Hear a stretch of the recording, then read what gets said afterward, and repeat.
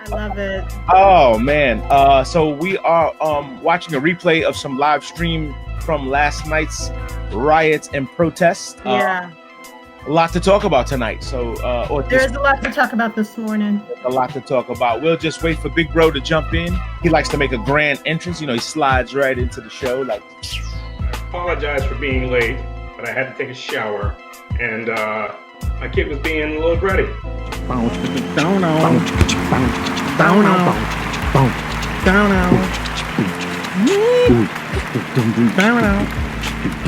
It's called tardy for the party. It's good to see you, John. What's good, Shaqua? How are you? And I know your name is Shaqua. I just like saying Shaqua. No, that's okay. That's okay. You have various nicknames for me. Various? So okay. Yes. You call me Shy. You call me Shaq. Oh yeah. Shaqua. Yeah. Only you, and I know it comes from a place of love, so I love it. So it's good. I'm good. The both are good. We're all good. I'm glad you realize that. Good. Yeah. Good. So I hope everyone is doing okay. Everyone is weathering the storm. John, are your days melting together like ours? Like Oh yeah. It's like one big, it's like that. What was that movie, Groundhog's Day, when it's just like all the same? Yes. I do feel like Bill Murray. Yes, I do. It does. It's weird because, we had the 3-day weekend with Memorial Weekend, right? And it was like, enjoy the 3-day weekend. It's like, it's been a 16-week. Yeah, exactly. Like, what are you doing differently? Yeah. What are you? Right. Oh, man. You cleaned your grill. You did clean the grill. I saw you clean the grill. I clean the grill often. I just showed it one time. Oh, okay. Well, I found that to be interesting. It was the closest thing I was getting to barbecue, being in the city with no backyard. So I appreciated it. In the spirit of barbecues, I said, let me just turn that hose on and show people what it's like to clean your grill. Nah, but you've barbecued in your backyard, right, Chad? I grill winter, spring, summer, and fall. Yeah, even in the rain. Yeah, things are getting different. I think our experience is going to be a little bit different than Shaqua, though. Shaqua, you live in the 5 boroughs, and De Blasio's an idiot. So yes, there's shit going on in the 5, but it just doesn't make sense. And I, when I look at those conferences he does, it's getting kind of evident that he's sort of, the phrase like throwing bad money after bad money. Like you make a bad decision, and so you tend to make more dumb decisions to make up for the fact that you made an initial dumb decision. or the fact that you really have no idea what you're doing, and you constantly come from this place of a very progressive, liberal perspective when it comes to us being, safe here in New York City. Now with this George Floyd situation, like there are people who are really hurting. There are people who have lost their jobs. So people need to find a way to get back to work. You need to, if the governor is making sure that he has been able to sort of start a phase 1 and doing some reopenings, like you need to start doing a little bit of that here in New York City. Like we have complied. For the most part, people have been home. Yeah. So like New York City has been. I mean, I've kind of have issues with that too. But people in the 5 boroughs have been, for the most part, they say, okay, we'll kind of like follow this lead here. We'll go along with this. That's exactly what it seems like. It seems like the government is not letting people figure this shit out for themselves. Like here in Nassau County, it seems like the Nassau County exec is sort of like saying, okay, there's some of this shit that you guys can figure out. So they're kind of like dropping things, like they're starting to allow people to come outside to run their businesses outside. Like I think there's a proposal to have like a certain amount of street traffic shut down so that businesses can move their businesses from their storefront to outside. Right. Give them a little bit more room so that they can have extra space and stuff like that. And kind of like see, she's been like, okay, how can we help? How can we get things? How can we help? How can we get things done? How are we in the way and stuff? And it seems to be moving that way here in Nassau County. In the 5 boroughs, it's just you gotta. Yeah. I find that your executive director has been very effective. I find that the Connecticut governor has been very effective. And I've also found Governor Murphy in New Jersey to somewhat be effective to understanding, like, listen, you guys can sort of figure these things out on your own. Yeah. I would say that the biggest difference is that you guys pay a whole lot more taxes than we do. And you guys probably have a higher percentage of your populations and residents who go out to vote opposed to us. So like, right, so like even now, like even locally here in Harlem, where I reside, there has been this push in the last couple of weeks to make sure people are even filling out the census. So people aren't even doing that, right? Yeah. So people are complacent in their ignorance and in their now. And then people, oh, they're gonna get me if I fill that out, huh? Yeah, or something like that. And now you're in a position where you want government assistance and government supports. But if they literally have no idea how many people have been here for the last 10 years, you're really at a disadvantage, because our current president is not saying, to our governor, I'm sending federal monies down to sort of support and help you guys, because I see you guys are really cash strapped because of your population, because there's so many of us, and it's just not fair. So it's frustrating to sort of see that on a day-to-day, to watch people that you care for in your neighborhood no longer working. Yeah, right. It's very interesting. You bring up the topic of the financial services and the unemployment, so to speak, which has gone rogue. Everyone went nuts, got unemployment, and people are like, shit, they pay me more to stay home. And there's been some talk from I've seen it a couple of columnists saying, why should people get unemployment and they're out protesting? And which leads me to the segue of this protest, is that in different times, protests have always calmed down after 48 hours because people had to go to work Monday. Different here. Good point. Now everybody has to go back to work. They're getting this fire will burn for a couple of days. This is not going to go away so fast. You're right. Because nobody has to go anywhere. No one has to report to work. No one's going, no, I got to punch the clock. A few people. I'm not saying everyone. Right. And no one has nothing to lose. No one has nothing to lose. Yeah. Our mayor has put a hold on evictions. There's no sort of court proceedings happening. Mm-hmm. So everything where you think that you could get a little justice or something, all those things have halted here in New York City. So literally, it can be the purge. That is what we're seeing. Mm-hmm. I said that yesterday. A friend of mine said that, we were watching this last night, and it basically was like, oh shit, it looked like the purge. I mean, look at this. This city's fucking burning. I mean, and you know what? Unfortunately, everyone says the same thing. Everyone says the same thing that says, why do people burn their own shit? Why do they burn? Because they burn what's close to them. You know what I'm saying? Yeah, absolutely. They ain't going too far. Yeah. And because they don't have the resources and money to go too far.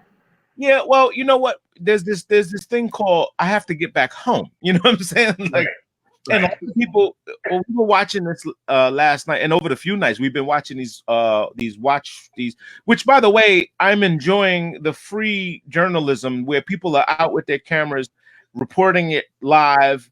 And if they're doing it in a constructive way, not just to be out, woo, look at me, I'm in the street. Right.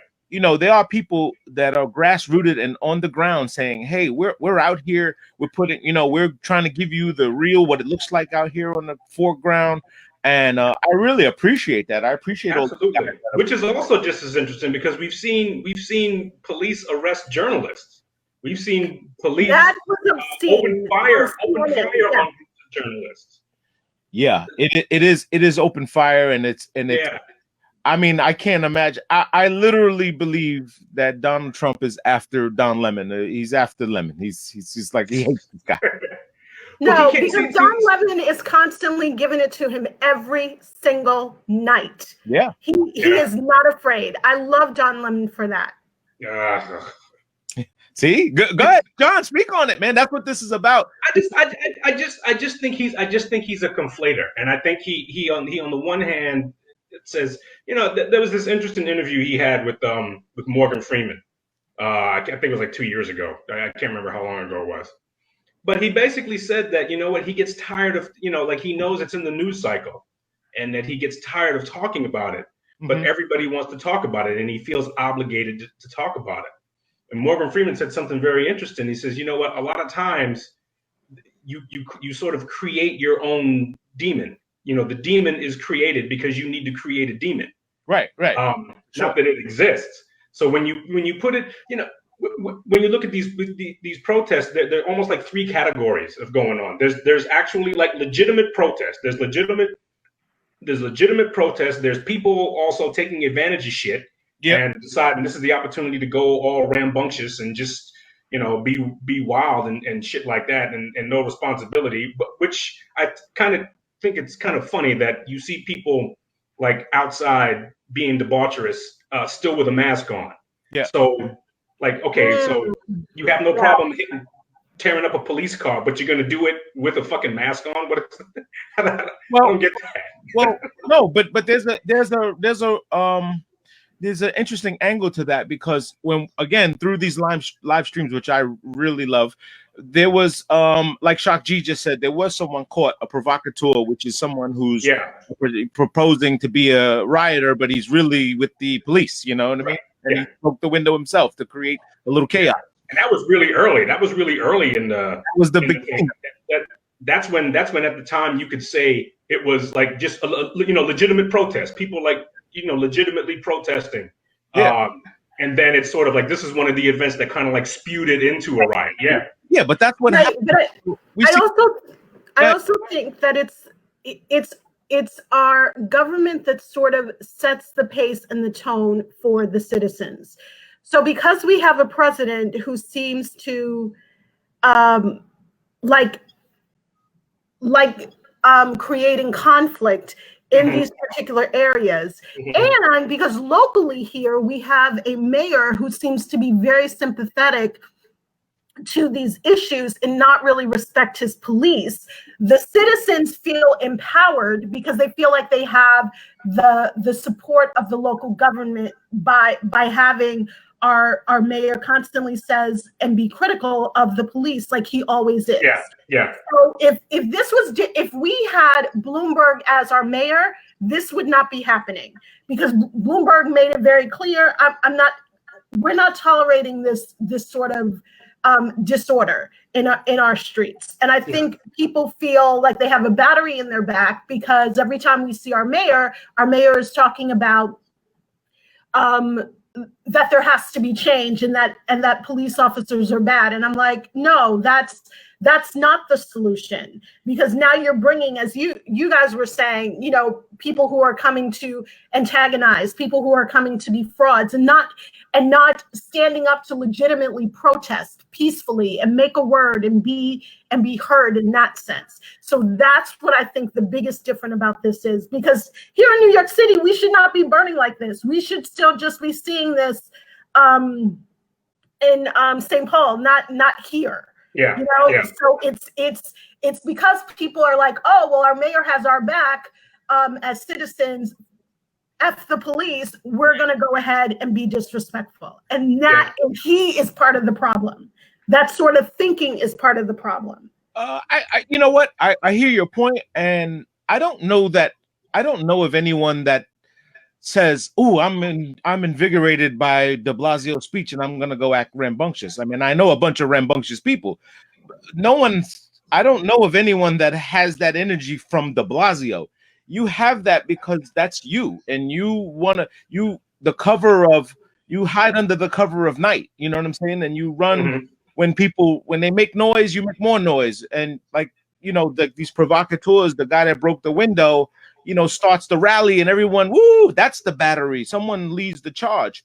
So right, but Chad, if you knew that you had that sort of thinking, and you're a rambunctious individual, you are going to think twice if you believe that you're going to be shot, arrested, or the police are going to be aggressive with you when you walk outside, because there's a zero tolerance for that sort of misbehavior in the streets. If you know that the police have been given a directive to be more compassionate and allow people to express themselves, and leave a little more leadway before arresting people or trying to communicate with people before you're doing that, that is a battery in your back in that sense, because you're like, the chances of me getting arrested are slimmer than if I had someone in power that is giving a directive to arrest everyone. Yeah, I speak from, a street guy that, is out and about, and good luck telling the cop, oh, but de Blasio says we can do this. Good luck telling the cop that. That's what I'm saying is like the fear of police. And now only because the empowerment comes from this thumb thugging, this internet species, because now people are seeing things for themselves. And unfortunately, Google is the human calculator, right? You can Google anything you want and get the answer, or think you get the answer. And people think they are more knowledgeable. John, the first one to tell you is, well, how many books have you read that have, information that you've learned? And people say, well, I don't need to read the whole book. I can Google the thing. I can read the clip notes. So people have cheated themselves on educating themselves on social economics, all these little nuances here. Like if you ask any, people, they ask people here in the streets and they say, what do you hear? What do you want? What are you fighting for? I'm just angry. And I want to smash something. And I want to go home and I want to get my unemployment check tomorrow. And I want to go buy Jordans when they come out on Tuesday. That's another issue. I mean, as this is so, it gets so convoluted because, if it makes no sense to go destroy the Target if when you need something, you're going to head over to Walmart. So you kind of, it's like one of those things. Okay, if you think this thing needs to burn, all right, I think that's dumb, but don't burn it and then go patron it again and build it back up. Yeah, well, look, watch this. They burnt down the precinct, right? So burn down. That was very powerful to see. Yeah. That out of all the looting and rioting that was happening in St. Paul, to see that that's the people uprising and the people being. Yeah. But now leadership is what counts here. There is no leadership here, and everyone thinks that they're a civil rights activist just because they have a camera and a blog or channel. And so, this is the point that everybody is really confused about, because look, that's why you're going to see next week, everybody's rushing to open. All right, June 8th, that's it, we're open. And so what that means, they're going to start cutting off these checks. Oh, you guys are back to work. Okay, boom. Let's get back to work. Fuck it. You want to get sick? Go ahead. Go fuck it. Fuck it. We done ran out. We tried to help everybody. And so say what you want about de Blasio or any of the mayors and people. They all have a civil obligation to try to, it's not a one size fits all city. And this thing is tough. I can imagine being the manager of a store when I worked retail. I'm trying to please everybody. I got the old guys that been here for 10 years. I got people and the new people. I got the immigrant people can't speak English, but they work here and I got to treat them just the same. And so it's very difficult to manage everyone and please everyone and make profit and keep it clean and make sure that people come back. Yeah, I think it's going to be a while before businesses and things sort of see a profit. I mean, if there's a good thing about black folks love spending money.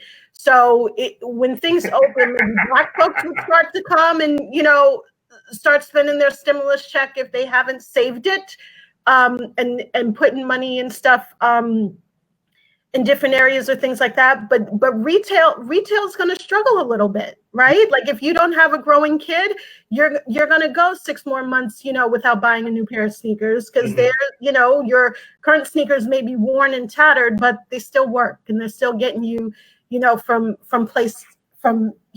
A to B. So even though on the 8th they're saying, yes, New York City can open, like in this phase 1, and there will be certain establishments and things that will open, I still think it's going to take time for people who still have a steady income, who are still being able to provide for their families to think twice about going and spending as liberally as they were before. Like, I think people are going to be more conservative with their dollars, considering that in September, this may start all back up again and we may, be sheltered in place one more time.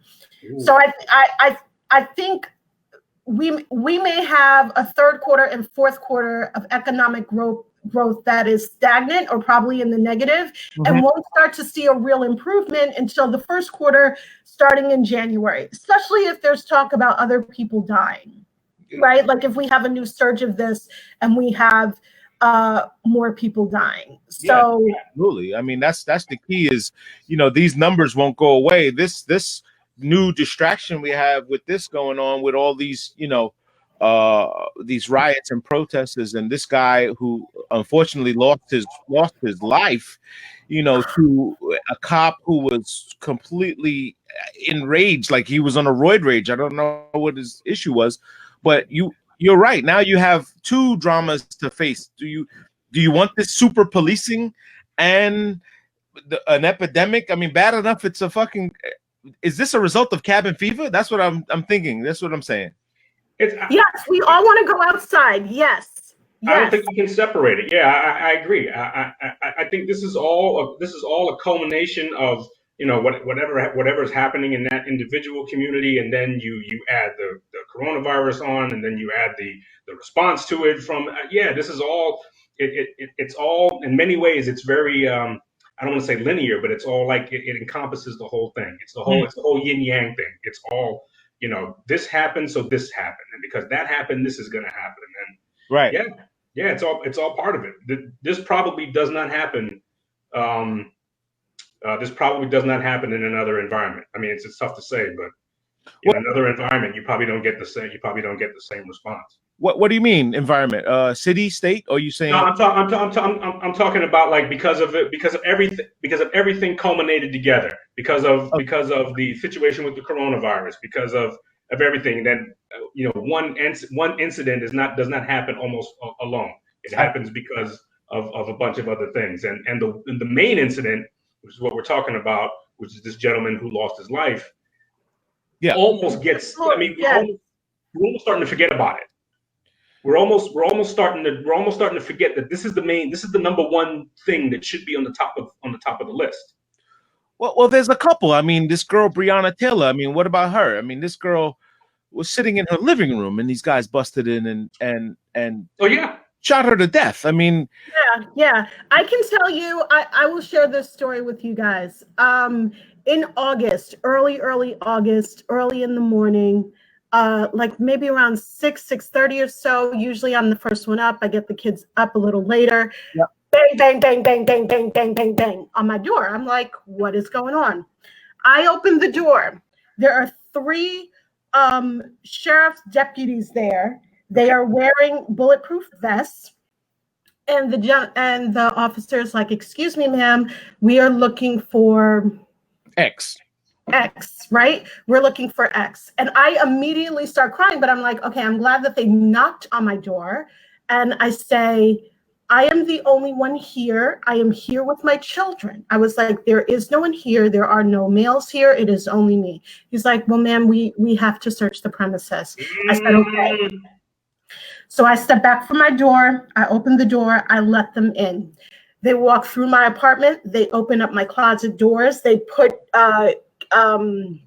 flashlights in my daughter's faces. Are you fucking kidding me? I am not kidding you, John. I'm not kidding you. And all I'm thinking is, okay, they don't have their hands on like tasers and things. I make sure that they could see my hands. Yeah.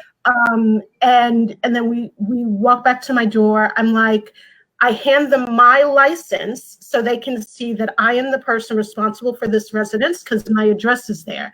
I said, you can even run my name. I was like, if you look and you come up with a list of relatives, you will not see that gentleman. I do not know him. They were like, all right, ma'am, well, we just needed to check. And then he radios in and it's like, it's all clear. And then they leave. No warrant? There was a warrant in his hand. He showed me the warrant. I saw the warrant. For your residence. My residence, my apartment number. Yes, this happened in August. Wow. Then it happened again last month.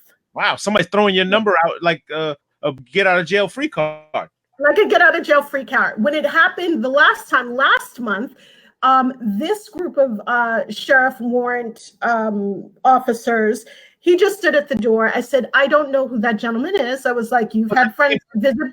Same person they were looking for? It was a different male who was associated with person X. Oh my God. He gave me like his street rapper name. I was like, again, I do not know who these people are, but we're standing at the door having this conversation. He was like, ma'am, I can tell that you're telling the truth. I said, do you want to see my license? I was like, because I showed it to the other gentleman. And he's like, no, I believe you. And then that group walked away. Wow.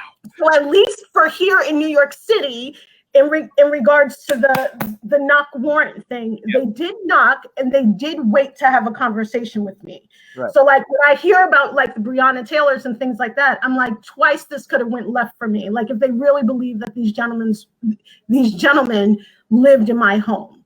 So like at least in New York City, there seems to be a different sort of protocol, and that I am grateful for.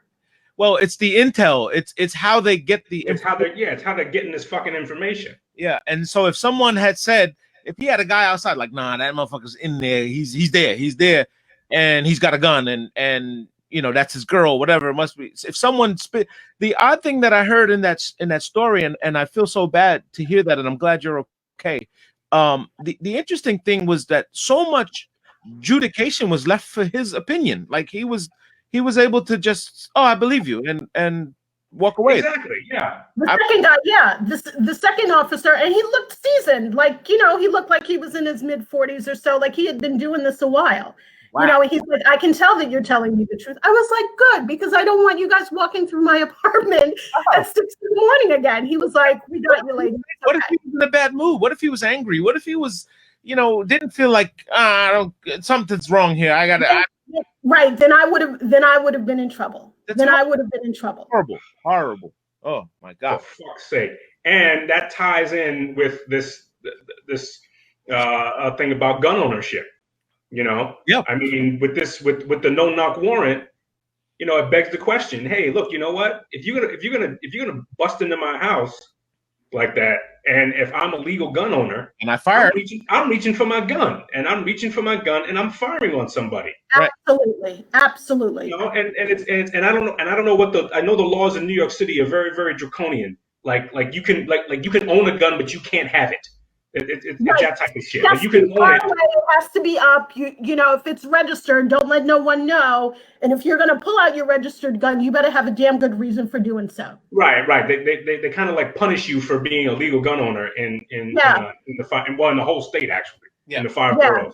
But most of them definitely in the 5 boroughs. So and that just brings up a whole bunch of other shit. So what if it's 6 a.m, you're scared to death, and if you're a legal gun owner, the first thing you do is you grab your gun before you head to the door. Where's the NRA when you need them, huh? Where's the NRA? No shit, because they're nowhere to be found. Right. They're nowhere to be found. And Chad and I, we've had this conversation before. We've had this conversation of, will they show up in instances in which you've got an over-aggressive police force on a community of legal gun owners? Yep. And we see that the NRA is nowhere to be found. That was the Castile case. He was a legal gun owner. He was making the officer aware he had a gun, and the officer still shot him as he's sitting in his car. That was the Castile case. So they're not coming forward for African American gun owners. And I think the opportunity here, and especially since everyone is so sensitive now, is to do it how they do it. Become gun owners, become registered with the NRA, and then I want you to see something. Because if the NRA found that they had an increase of 80% gun owners who became members who were African American, there would be all sorts of new different gun laws that would pop up immediately. Absolutely. That's how the gun law started. That is where our power is. That is where our power is. Yeah. That's how all these gun laws started in the first place. It started in the 60s when people started realizing, hey, wait a minute, I could be a legalized gun owner, and the laws say I can carry my pistol here, and here. I can carry my shotgun here, and here. And so that's when all the laws started changing. When all of a sudden black folks started realizing, you know what, I'm gonna get my fucking gun, and I'm gonna be an American, which what you said I can do because I'm an American citizen. What you do Right. in that book? Right. And I think that's what the Black Panthers did, right? Like Yeah, that was part of it, yeah. Yeah. And if we went back to that and used the same rhetoric and philosophies that they use in regards to being gun owners, and we increased gun sales, if the population of African Americans, let's say 80% of us, were now law-abiding, gun-owning citizens, everything would change. We would not have, we wouldn't have these young single black male, white males going around doing these serial killing sprees and having these mass shootings, because everyone's going to think twice if they know that Black folks have guns. There's an interesting statistic about a lot of mass shootings and how a lot of mass shootings happen in gun-free zones. Yep. Yeah. You know, when they happen in areas, so people are cognizant of the notion that, oh, okay, nobody here has a firearm, and so there's a good chance of me, getting away with it, or whatever my freaking idiotic agenda is. I can carry it forward. No, I agree with you 100%, Sha.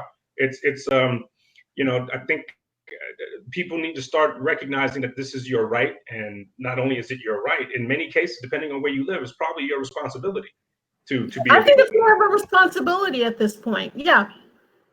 Yeah, it is, and there is. I just found this group here. Look at this. Welcome to the National African American Gun Association. So this is something that we should be looking into, and we should really be trying to figure out, hey man, we need to figure this thing out, because they're not playing, man. They're not playing this game. We're at that level where no one's fucking around anymore. Everybody's fed up and everybody's a little annoyed. And unfortunately, pure justice doesn't work to the extent of, fairness is not fair for everyone. But that is true. But I think you said something, Shaqua, and John, I think you said the same thing. Where is why isn't that line just black and white? Enter my house, like Dave Chappelle said. Yes. Hot pellets spray. Yeah. You should get shot. Like, hey, I'm sorry, man. I don't care. I'm in my right, and that black and white line should be very clear as to, nope, he was in his right. And I wonder, would these guys stick up? But maybe this is our solution. Maybe this African American Gun Association is the alternative to the NRA. You think? Quite possible. Quite possible. If the NRA is not going to be for everyone, the NRA is not going to be responsive. If the NRA is going to say, hey, in these instances, you know what, that gentleman, he had a legal right to own to carry his firearm, and in that situation, he had a legal right to discharge his firearm. Wow. So I don't know what the big deal is, but you don't see them doing that. You don't see them doing that, which means that they think that these rights that they have are for certain people. Certain people are great at gun owners. Right, and the one of the great things about New York City, at least as I'm watching all these cities burn, uncomfortably, of course. One thing about New York City, our white folks will come out and speak and say something. Yeah, our white folks will, and I'm like, white folks around the nation don't do that. And I think at least for me, I think sometimes I get lulled into thinking that I'm like, the white people I know don't act like this. Like they're standing up and rising. Mm-hmm. The other point I want to make about this African American Gun Association is that the power in the I'm fine with looking into it and becoming a member myself. So I'm glad that you're sharing that information. 59 bucks.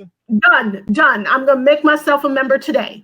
But the other thing is that the NRA has lobbyists.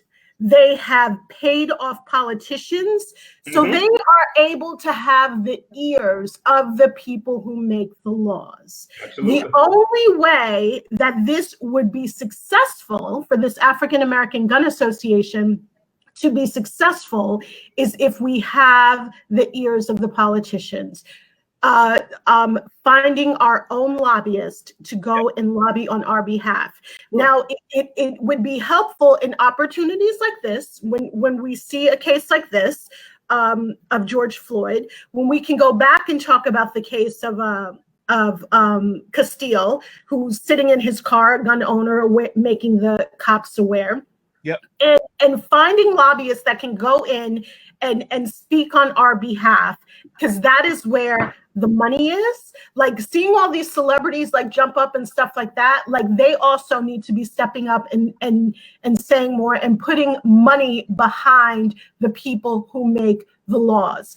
And we also need to find candidates who will support gun rights for African Americans as well. That way we vote out the people who are not helping us in this regard, and we vote for the people who are. So it's those sort of phases of this thing that need to also be in place, not just, doing a pop-up association and having people join, like, yeah, you can get my $60 and, my $59 or whatever. And I don't mind that. But what else happens? It only changes when the laws change. And it only changes when the laws change, when we have politicians who will speak on our behalf. Yeah, absolutely. And this is all, this, listen, it could start from this alone. People just don't know. Naivete is our enemy. If we don't know, we go about things as the way what we know, and we resort we resort to habit, and just I know that place has the cheaper product, but I'm gonna go to the convenience store, So we have to be very careful. And there is, as I'm browsing through this website here, there's tons of political activism, lawmakers. They have a whole piece. It could very well be that it just doesn't have the cachet or the power behind it. You need one or two senators or people on that level to join and promote it. The fact that it's called NAGA kind of has a hard number. It's NAGA. Work on that acronym a little bit, because it get jacked up. Yeah, I'm a NAGA. Yeah. NAGA's and we also seem to think that we can't have two things at the same time. That we can't have responsible gun owners and a very strong and effective police force. You can have both.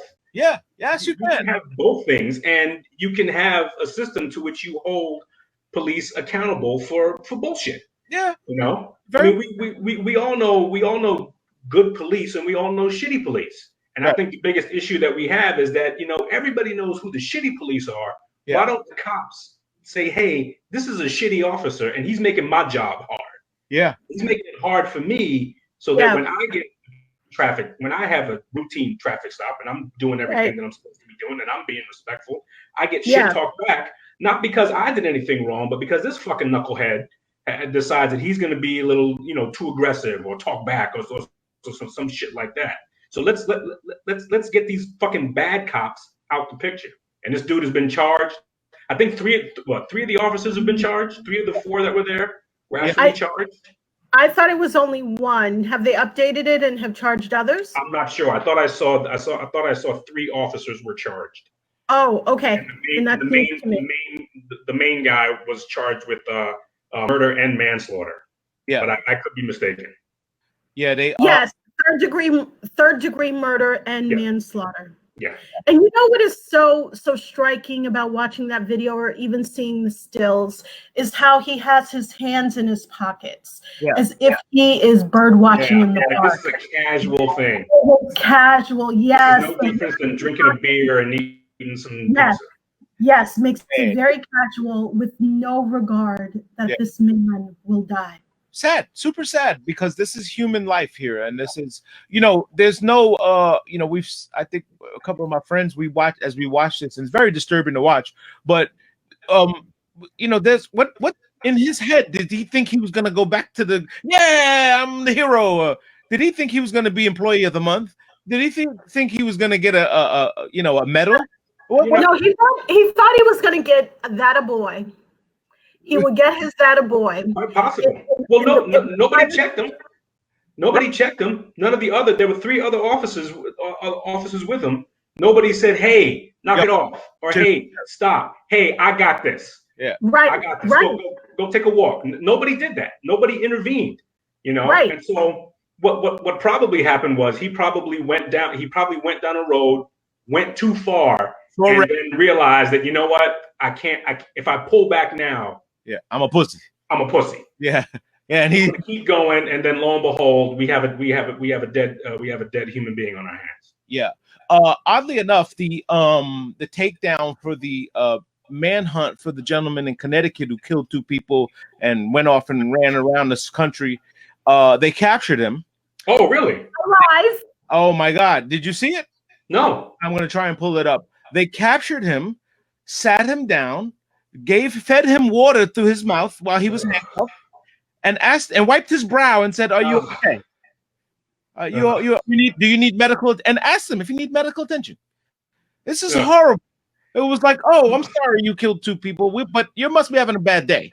This is the if you remember the Higher Learning with Ice Cube and Michael Rappaport. Mm-hmm.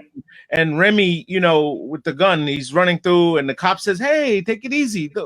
It's all right," and he's like, "No, he just shot 3 people, 4 people, and don't kill yourself. We wanna help you." This is a tough time. Do you guys think that policing will ever turn to a non-confrontational? Oh, we can't. That's it. No touching. We got it. We got a picture of him. Let's leave it alone. Back away. We'll get him tomorrow. No. This has been hundreds of years of them being in an authoritative state, believing that they are the authority for law and order, and that everyone will need to comply. And because in their worlds of trying to create order and making sure that people are not breaking the laws, they may find themselves, depending on what location they're in, coming across people who look a certain way. So in the larger cities, they may come across people who are brown. In more rural areas, they may come across people who are drug users or meth heads and live in trailers. So in their heads, they're starting to create a picture of what the criminal looks like, of who the individual is that is causing the chaos and breaking the laws. And under no circumstances should those people be walking amongst us regular safe citizens. So I don't think that we will ever get to that place unless we are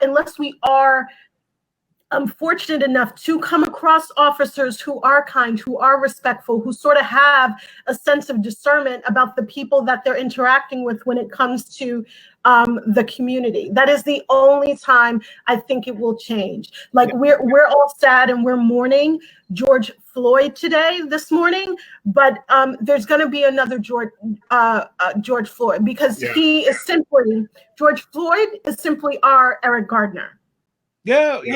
I mean, he's Eric. He's the flavor of the month. I mean, it's far too frequent now. I mean, now it's like, come on, that even though Eric Gardner was quite a few years ago, it seemed like it was just last summer. You know what I mean? That is exactly how I felt when I heard that man saying, "I can't breathe." In my mind, the images of Eric Gardner saying he couldn't breathe both of those things sort of came up in my head.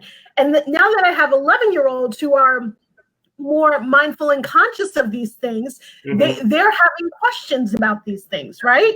Absolutely. And it's granted, I have daughters, so my conversation is a little different from them. And I can point to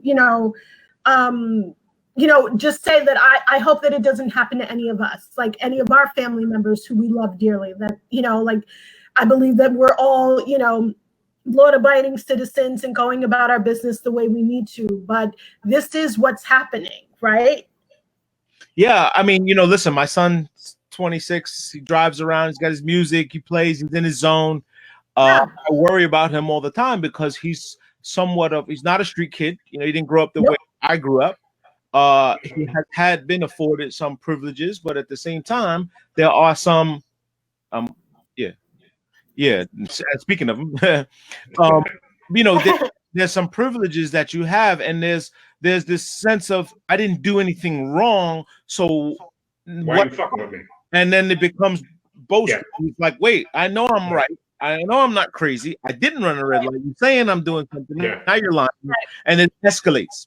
And then once that chest gets puffed up, the officer sees red. Oh shit, he done. I have the right to fuck with you. You don't have a right to fuck with me back. Right. And Right. that mentality is where the red flash goes off and it goes, oh shit, I took the genie out the bottle now. I might as well ring. Can't put it back in. Can't put him back in. Can't put it back in. And it's all and when we compare these two, Eric Garner and Mr. Floyd, it's the original thing was, I don't mean to be laughing, but it's bullshit. Yeah. One was selling Lucy's. One was selling Lucy's. A cigarette. One was selling Lucy's on the corner. The other dude was like, apparently somebody was looking for a forgerer. Like, when do we fucking go balls out for a forgerer? Yeah. Right. And let's talk about that, the forgery of the $20 bill for a second. Yeah. Like, wouldn't you have the sensible, like the wherewithal rather, to say, if someone is passing a fraudulent bill, that they are in a desperate state, right? Well, like you're trying to pass the bill because you're trying to purchase something. Mm-hmm. You would think that a compassion would sort of sit in with you and stand in with you, knowing that our unemployment is incredibly high, that there are 40 million Americans who have lost their jobs, that you would sort of stand and say, I'm gonna have to arrest you, but what were you trying to purchase? Like, do you need, stuff for your family? Like, we can set you up with a pantry or something like that. Like, you don't need to resort to these desperate measures because now you have broken a law, right? Like a simple conversation like that and referring them to a pantry, if that was the case, if he was trying to buy food, would have sufficed. It would have made the officers look good, like their community relations is on point, and you would have, had handled someone, breaking the law. That is what should have happened. If it was him, because it's not even, I don't even think we know if he was the gentleman that that was doing it.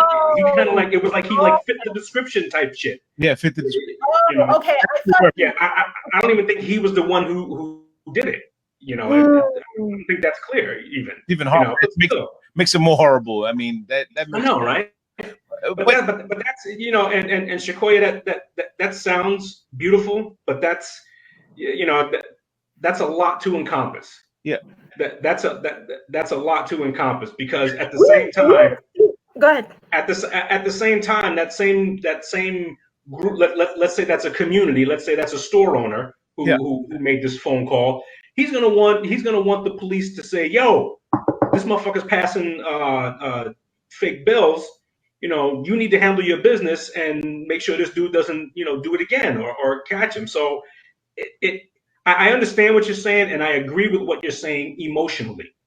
But from a practical sense, that is almost never gonna happen.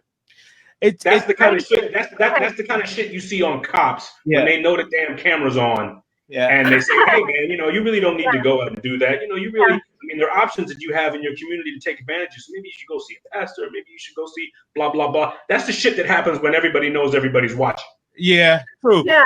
I guess I get optimistic because we have seen, there's a couple of videos, at least here in New York City, where, there was an officer who bought some homeless man's shoes, saying that he didn't have shoes. There was another female officer, there's an infant sort of, in a situation, and she breastfeeds this infant. So there are moments and times in these little. Wait. Stop, sorry. Say that again. An officer breastfeeds an infant? Yeah. There was a baby. I'll have to find her or something. There was a baby who I guess was hungry or something, and she took the time to breastfeed the baby, right? So you've seen instances where we've seen cops do human things to show that absolutely. Right? And I think if they had the more wherewithal, especially in a time like this where people are really desperate, people don't have money now. Okay, that was in Argentina. The police, Argentine police officer. Oh, okay. I remember seeing it somewhere. That would be some strange shit to see on 125th Street. And she was promoted after this for showing the boobies. She got a raise and from Buenos Aires. Wow. Excuse me, officer. There's a black baby sucking on your tit there. Hey, I'm a little hungry. Can you help me? It's still a kind thing thing to do. Well, this is Two Bros Podcast, and that's what we do. Yeah. But listen, I think that you know, as the future progresses and people progress, technology, we keep leaning on technology and looking for things, devices, you know, which, you know, let me tell you something. If you've ever had a cop grab your arms and begin to put you in handcuffs, the natural response is no, no, no, no, no, Pull no. back. Right, exactly. Oh, I don't want. If you want, you cuff me. It's over. And your mind flips. You are flipping too, because you don't want this to happen. So that resistance that you give the officer is wait. It's not happening. No, and it's a natural response.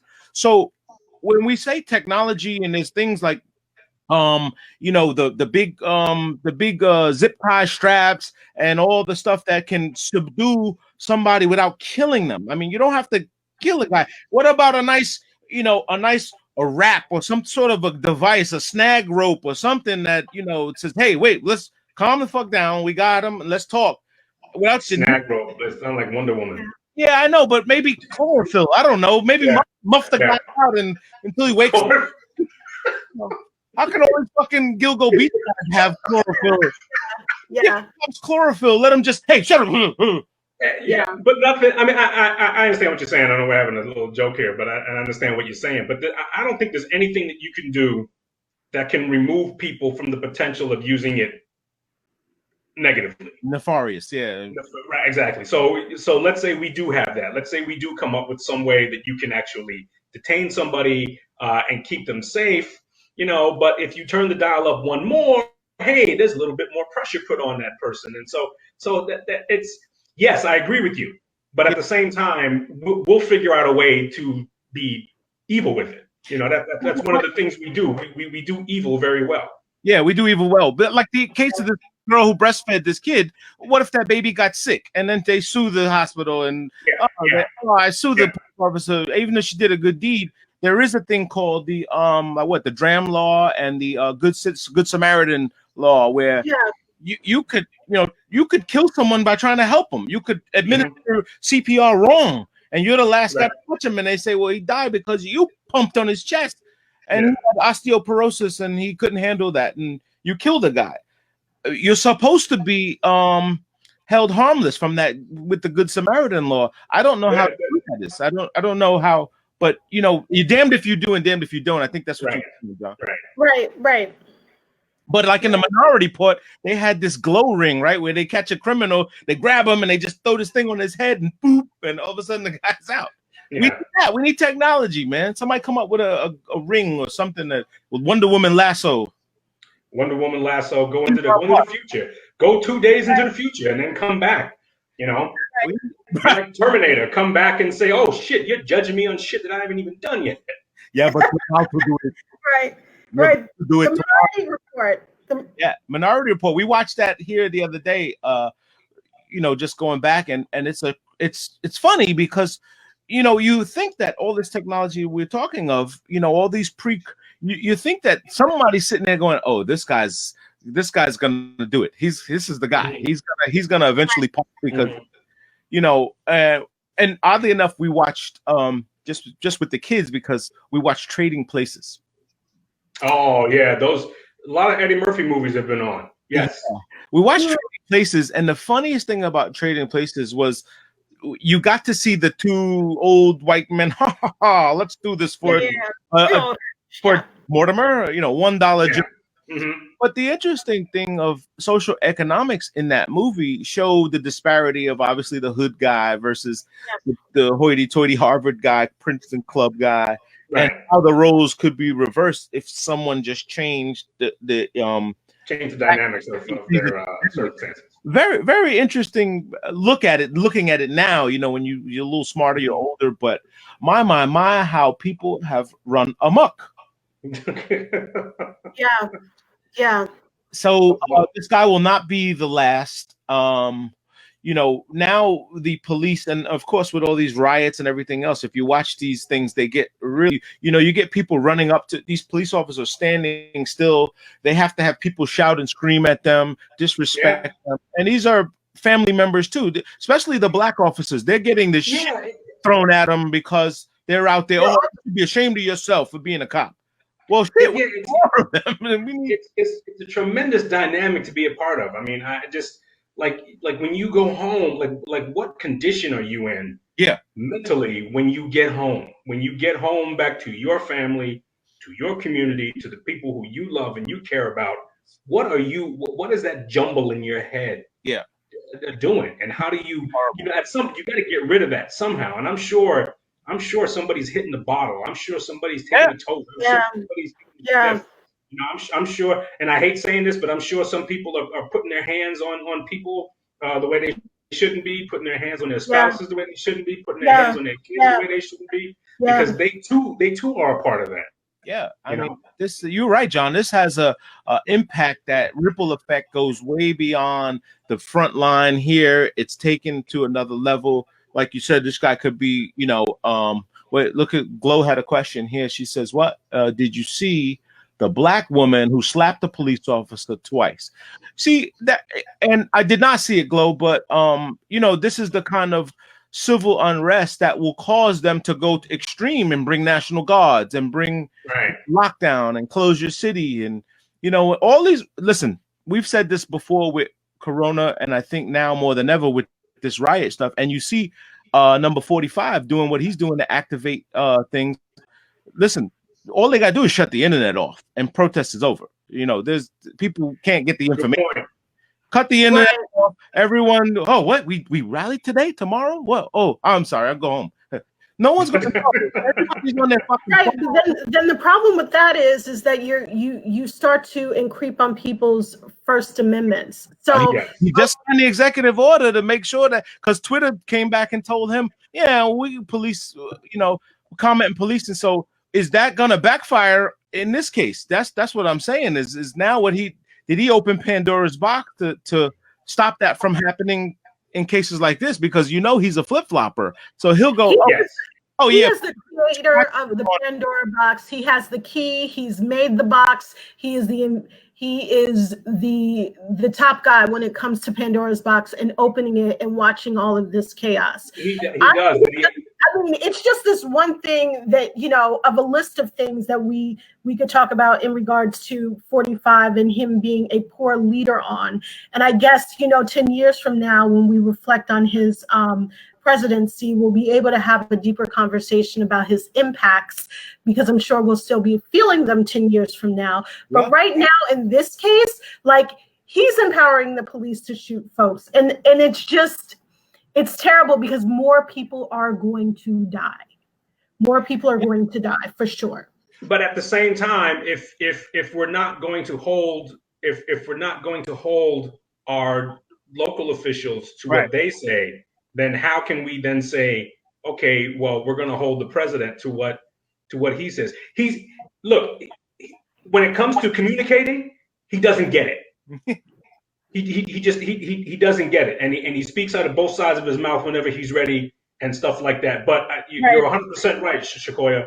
He opens up Pandora's boxes, and he's one of those dudes. He throws open the rug and say, look at all these roaches over here. Look at where this dirt is over here. This is the shit we got to deal with. Twitter is in a bind because they're going to say that they're for free speech, but they have blocked off people's content. Yeah. And so now, that makes sense. That's part of our First Amendment. In the First Amendment, it clearly says, you can say whatever you want, but there are some areas you can't. You can't incite. You can't incite. By saying, there's fire, someone has a gun in an open theater and causing chaos. That is what he is doing. So our First Amendment does, in fact, protect us from that. Yeah. But, Facebook has done it too. And I'm a little shocked that Zuckerberg act like he was unaware, or we don't do it. We support no one should be filtering anything. And I'm like, just because you call it a different word, you didn't say, fact checking. He said, well, we filter, we don't fact check. Right. Thing. I mean, it's the same thing. And for these guys to act like, they don't do it, they're all the same. They're all in it for the ads and the money, and no mistake, they're not doing this so we have something to use and have fun. Yeah, they're not looking to serve society. Absolutely not. They are not. They jumped on something, and it's big. Because they were the first ones to do it. So that's why it's shiny and new to them, and it's shiny and new to all of us. Yeah. And you know what? And bless them. I mean, look, hey, that's how this world works. If you create the widget that nobody else has, and everybody else finds out they want it, then good. You get all the spoils. But then you can't. You all of a sudden, like when he got hauled into Congress, that was pretty much Congress saying, "Hey, how much of you are we gonna? How far can I put my finger up your ass before so that you can like do our bidding?" If just let's talk about privacy. The over the weekend, or excuse me, early in the week, they just the House dropped a bill about extending the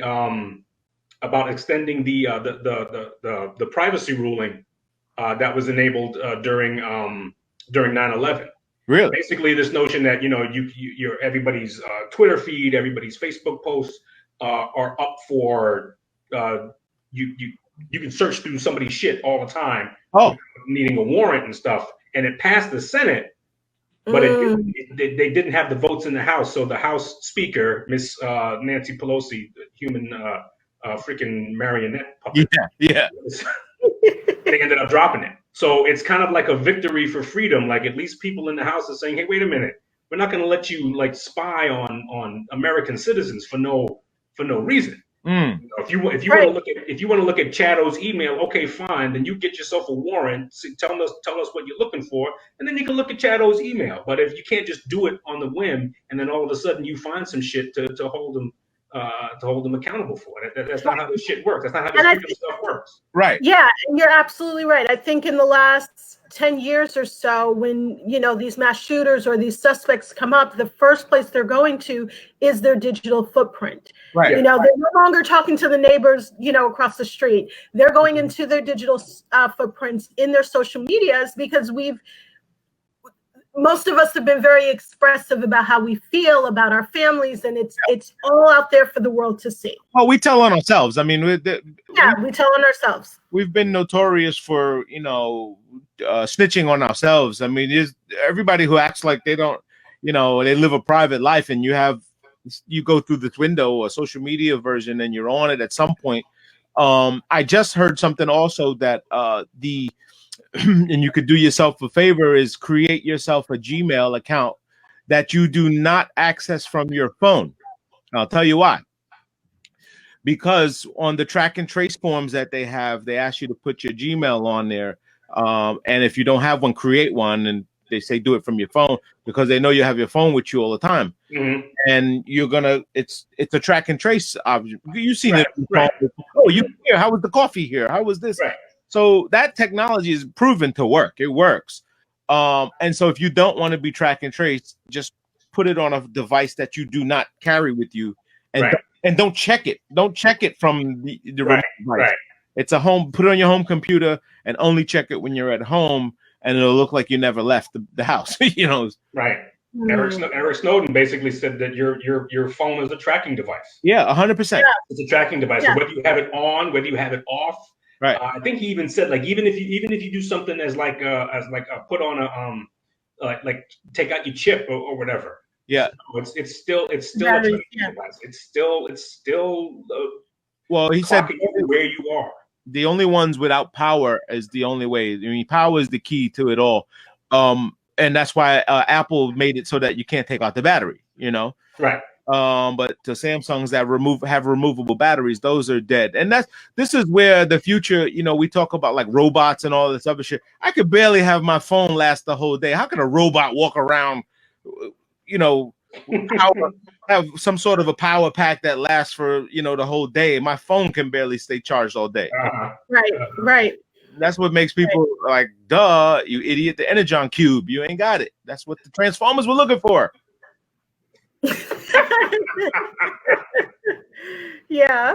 Just trying to make a little light out of this. But yes, this has been very interesting, and we'll have more conversations like these as we usher in the 100 series. 100. We're getting there. We're gonna do it. We're gonna be open like the city, like the state. We're gonna be open. Next episode will be open. Man. Awesome. I gotta come in. I gotta come in Manhattan. Well, I don't have to, but I'm gonna come in Manhattan next week. Oh, good. I'm gonna head to the office. I'm gonna clean up some.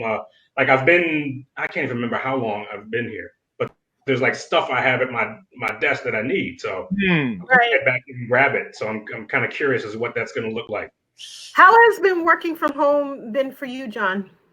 It's actually worked out well. You know, I'm fortunate. I'm fortunate that I'm able to do a lot of my work from home. Most of my work from home. We've actually found other things that we could be doing, and so, you know, we've expanded sort of what we're doing.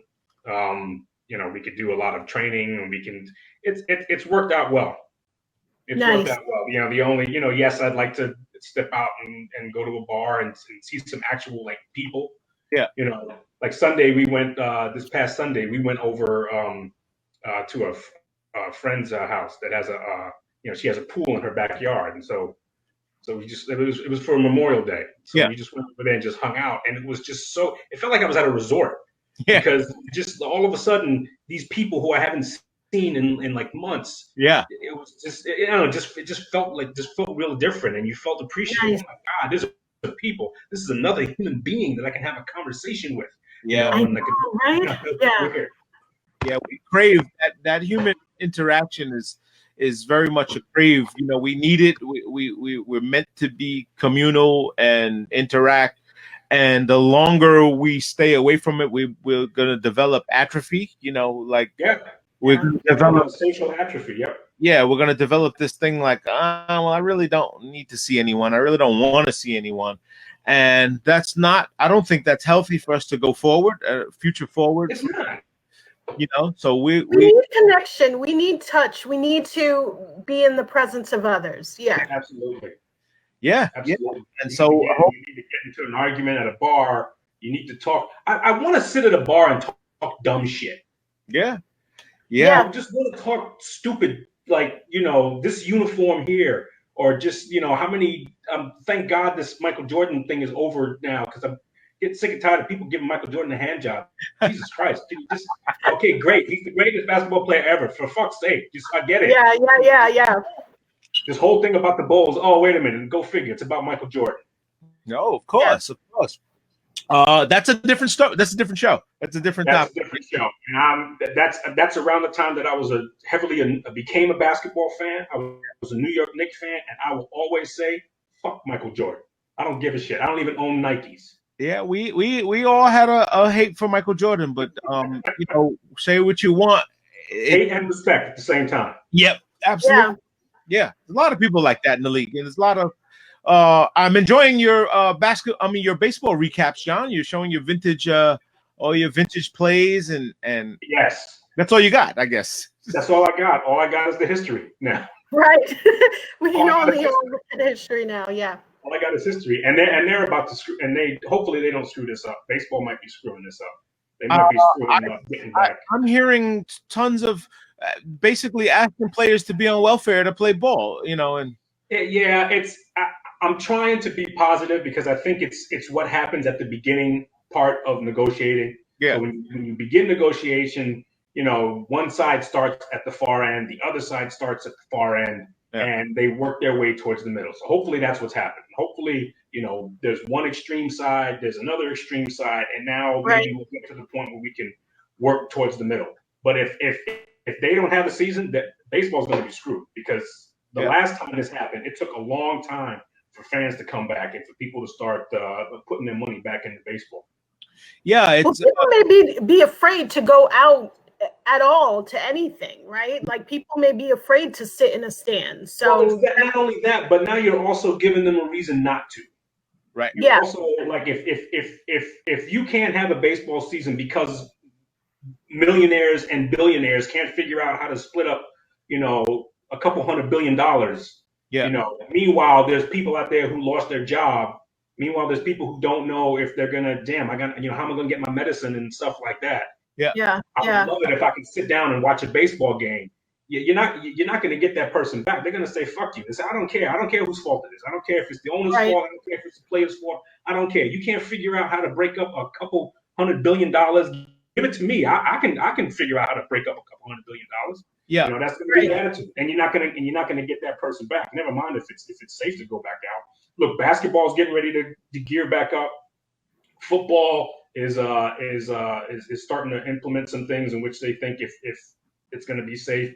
We've seen MMA. MMA has kept the ball rolling without fans, and so they've kept that thing open. There are European leagues that are starting to get back together and stuff. Starting to get this notion of, hey, there's going to be some other shit to look at. There's going to be some other stuff to talk about, and that's what we need.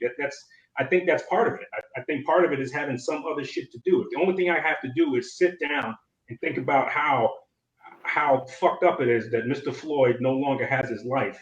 Yeah, it's festering stuff. We need some other stuff to focus on. I'm not saying that other stuff isn't important, but we need some other stuff to listen to. No, you need outlets. These are outlets. These are without you have fun. You need to make some jokes. You need to you need community. You need a sense of community. You need a sense of totality as to who you are as a person. Otherwise, what's the old phrase? Idle hands of the devil's playground or some shit like that. Yep. An idle mind. Devil's playground. Devil's playground. Well, we sure missed that street meat and those hot dogs and all the stuff from street meat. I could use a gyro right now. Yeah. Right? They're out there, man. They're for real. Are they really? Oh, they're out there, man. They're out in the street. The street vendors are out. Okay. The most of the delis, diners, and all are open. They all have obviously their seats up, so you can't sit down and stay. You can order your stuff and grab. A few bars have, while you wait, you can have a drink, as long as you sit in your corner. I know I saw a thing interesting. that McSorley's is opening up. A famous bar in New York, McSorley's, is starting to open back up. Oh yeah. You go out and like you can grab something on to go or. I will say this. John, let me know when you come to Manhattan. Are you going into work? Yeah. No, I'm working from home. But if you guys are coming into Manhattan, I'll venture out and come meet you. I miss you. I'm in the city Monday and Wednesday, I think, this week. Okay. We will do something. Don't let the mayor know though. He might arrest us if we get. He might arrest us. Okay. So allegedly, I'll see you this week. We'll allegedly get together, and I have to wear my mask. My wife pretty much put her foot down. She said, "Look, if you do this, you're wearing your fucking mask." I've been very, very belligerent about wearing a mask. Yeah. I'm like, I'm not wearing a goddamn mask. When I go out here in Nassau County, I don't wear my mask unless I'm like CVS, like they want you to wear a mask. So I'll put a mask on. But for the most part, I don't wear a mask. Right. Yeah. If the store has it and says you can't come in without it, I have one in my pocket and I put it on. Yes, I do. But New York, you gotta like walk around with it on. So that's you do. Here in New York City, you have to walk around with it. Yeah. All right, party people. I think we're going to call this one a wrap. Thank you for joining us. Thanks for having me. This has been awesome getting the cousin on the line here. Yeah, this has been fun. Very in-depth conversation. These social issues will not go away, so we'll have plenty of stuff to talk about next time. Hopefully, as we know, this will not be the last George Floyd or Eric Gardner or Breonna Taylor or whoever. But if we can make someone's day just a little bit brighter, we'll try. Okay? We'll do that. Yeah, so this is podcast episode 99.9. We ain't got no more.